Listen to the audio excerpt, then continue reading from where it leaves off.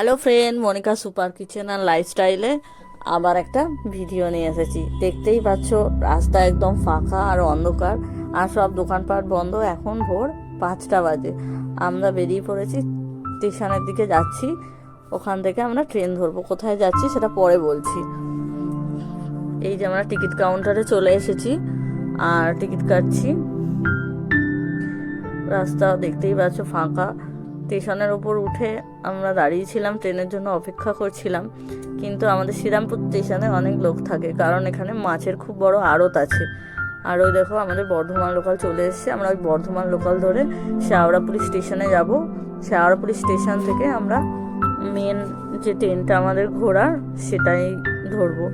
আর ট্রেনও খুব ফাঁকা ছিল। এবার আমরা ট্রেনে উঠে গেছি। উঠে আর এটা আমাদের বাইরের যে দৃশ্যটা সেটা আমরা ভিডিও করেছি। দেখো পুরো কুয়াশায় সাদা। এটা অনেক দূর, এটা যতদূর হবে বর্ধমানের দিকে হবে। এটা ছিল আমাদের গণদেবতা এক্সপ্রেস। দেখতেই পাচ্ছ কত সুন্দর দৃশ্য, সারি সারি গাছ, মাঠ, আর ওই যে মাঠের শেষে দেখা যাচ্ছে সাদা কুয়াশা। এটা ছিল 31শে ডিসেম্বরের সকাল, আর ঠান্ডা মোটামুটি ছিল, কিন্তু খুব মেঘলা করেছিল। এই যে আমরা ট্রেনের মধ্যে দাঁড়িয়ে আছি, আর বসার জায়গাও পেয়েছিলাম, একটু বসেছিলাম। আর মনু এখানে পরোটা আর তরকারি খাচ্ছে, বাড়ি থেকে খাবারটা বানিয়ে নিয়ে গেছিলাম। তো এইটা হলো বোলপুর ঢোকার আগের কিছু রাস্তায় মানে জায়গা। এগুলো দেখো, ভিডিওটা দেখতে খুব ভালোই লাগবে, আর ভিউগুলো খুব সুন্দর। দেখতেই পাচ্ছ কি সুন্দর মাঠ, গাছপালা, পুকুর, দেখতেও খুব ভালো লাগছিল। তাই এটা আমরা ভিডিওর মধ্যে দেখালাম। আর ওই যে সরু লাল রাস্তা যাচ্ছে, এটা বোলপুর স্টেশন ঢোকার আগের যে খালি জায়গাগুলো সেগুলো দেখাচ্ছে।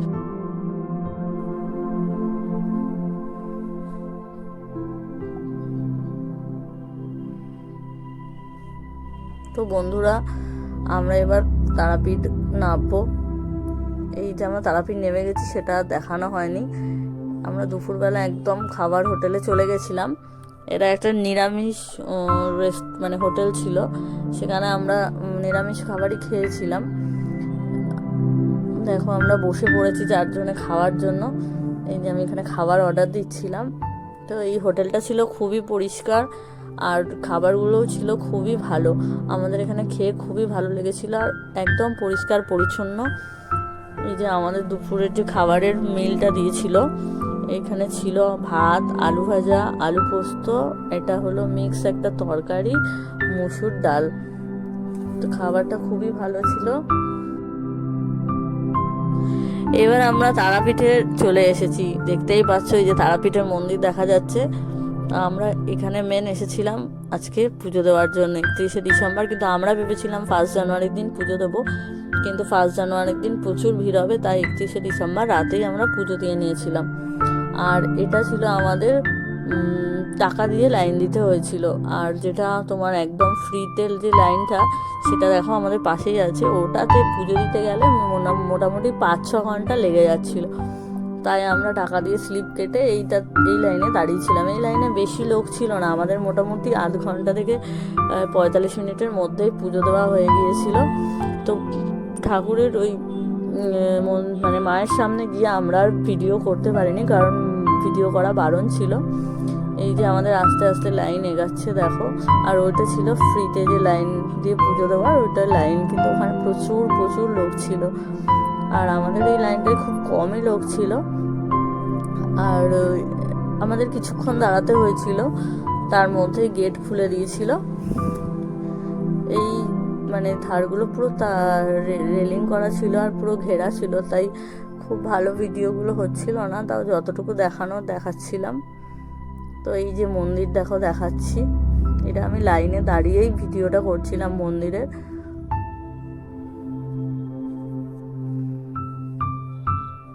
আমরা এখানে পুজো দেওয়ার জন্য এই যে ঝুড়ি, সে আমাদের যে পুরোহিত ছিল, সে আমাদের হোটেল থেকেই নিয়ে এসেছিল। সব কিছু সেই ব্যবস্থা করে দিয়েছিল, তাই আমাদের কোনো কষ্ট করতে হয়নি। আমরা খুব ভালো করেই পুজো দিয়েছিলাম। আর এই মন্দিরের সামনে যখন আসছিলাম তখন খুবই ভালো লাগছিল যে আমি এখানে দাঁড়িয়ে দাঁড়িয়ে মন্দির দেখতে পাচ্ছিলাম। আর অনেক বছর পর তারাপীঠে পুজো দিতে গেলাম, তো খুবই ভালো লাগছিল আমাদের।